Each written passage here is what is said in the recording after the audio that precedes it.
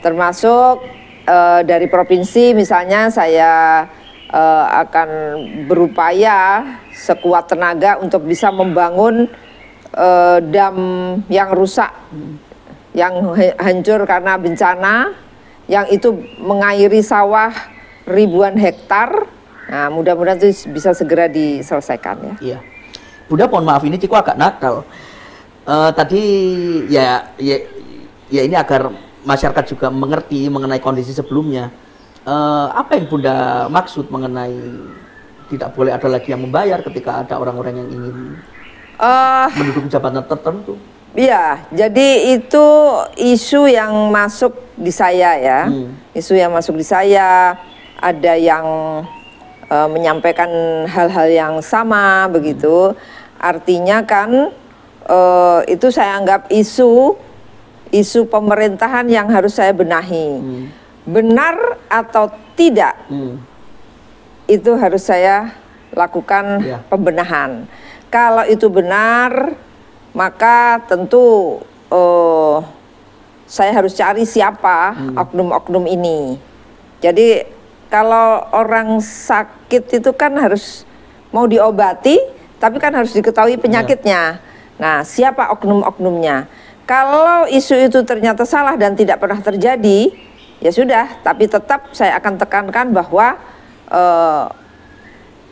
pemerintah daerah di masa 5 tahun ke depan tidak boleh ada korupsi.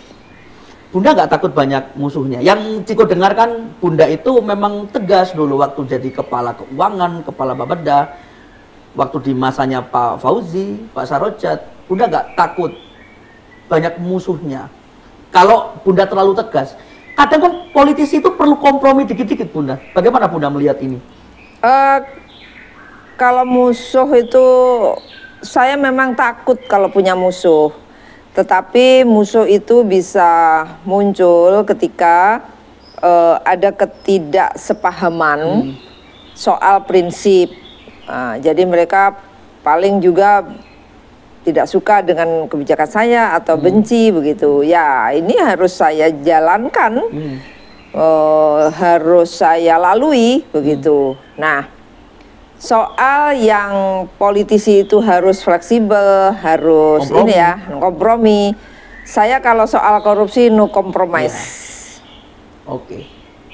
Karena Pak Presiden RI, Pak Prabowo sudah bolak-balik menyampaikan di depan publik bahwa tidak boleh ada korupsi di masa pemerintahan beliau.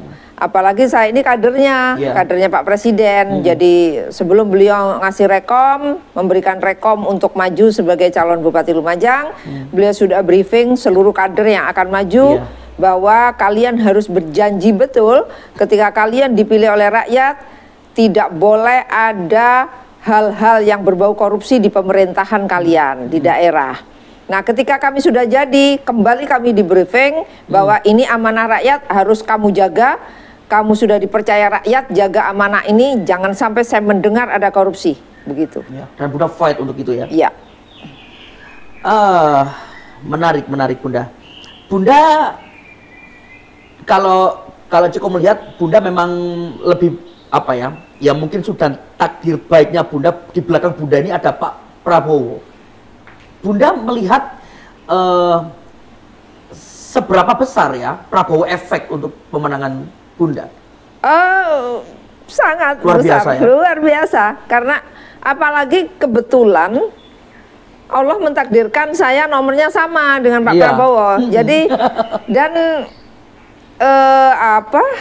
pilkada itu kan berlangsungnya tidak terlalu lama.